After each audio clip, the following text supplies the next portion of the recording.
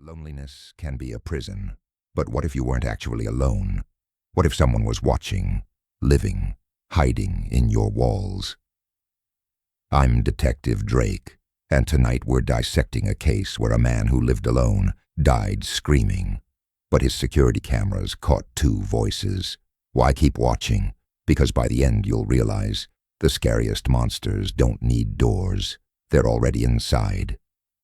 The call came at 3:17 a.m. A reclusive novelist, Arthur Blythe, was found dead in his isolated cabin, throat slashed, blood splattered across his typewriter. No signs of forced entry, no fingerprints, but the security system told a different story. Motion sensors triggered every night at 2 a.m.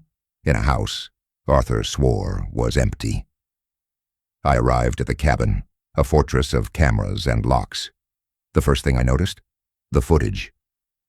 Night after night, Arthur paced the halls, arguing with someone just out of frame, a shadowy figure, always one step behind him.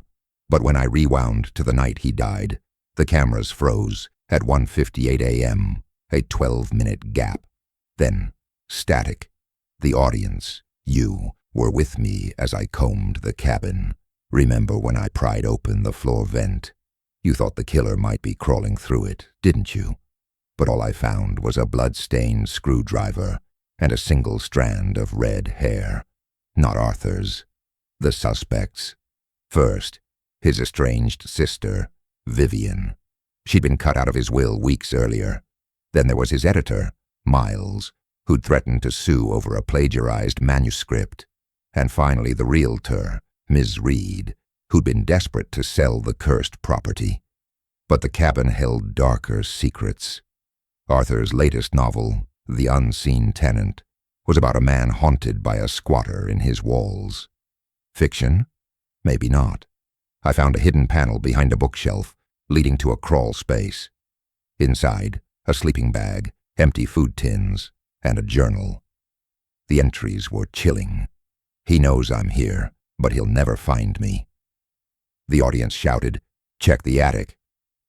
Up there, I found a dusty camcorder. The last recording showed Arthur, frantic, whispering, "I hear you. I'll pay you to leave. Just go." Then a voice off camera. "Too late." The red hair matched Vivian's, but she had an alibi. Or so I thought. When I dug deeper, I discovered Vivian had a daughter, a girl Arthur had forced into foster care years ago. A girl with red hair. A girl named Lena. Lena had vanished at 18, but the journal in the crawl space, it was hers. She'd been living in Arthur's walls for months, punishing him for destroying her life. The screwdriver was hers, stolen from his toolbox, but she swore she didn't kill him. "I just wanted him to suffer," she said. Then why the blood on the screwdriver?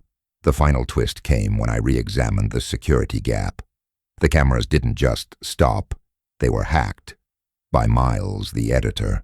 He'd planted Lena's journal, framed her, and killed Arthur to steal his unpublished manuscript. A bestseller that would have ruined Miles's career. But the kicker? The voice on the camcorder wasn't Lena's. It was Miles, disguised. He'd been manipulating Arthur's paranoia, feeding his fear of the unseen tenant to cover his tracks. So, you see, this case was anything but simple. A man tormented by ghosts he created, a daughter who became a shadow, and a killer who hid behind a screen.